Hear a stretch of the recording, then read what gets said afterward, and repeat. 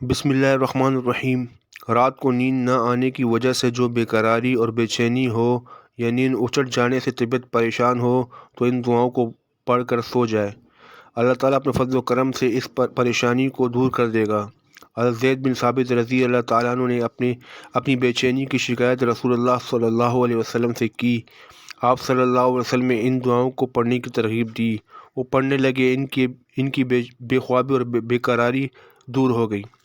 وہ دعا ہے: اللہم رب السماوات السبع وما اضلت ورب الارضین وما اقلت ورب الشیاطین وما اضلت کن لی جارا من شر خلقک کلہم جمیعا ان یفرط علی احد منہم او ان یبغی عز جارک وجل ثناؤک ولا الہ غیرک لا الہ الا انت۔ ترجمہ: الہی تو رب ہے ساتوں آسمانوں کا اور جو چیز بھی ان کے سائے میں ہیں، اور رب ہے تو زمینوں کا اور جن چیزوں کو زمینوں نے اٹھا رکھا ہے، اور رب ہے شیطانوں کا اور جن کو شیطانوں نے گمراہ کیا۔ اپنے تمام مخلوقات کی برائیوں سے مجھ کو بچا کہ مجھ پر کوئی ظلم یا زیادتی نہ کرے۔ تیری پناہ چاہنے والا غالب ہو کر رہے گا اور تیرا نام ہی بڑا ہی عظمت والا ہے۔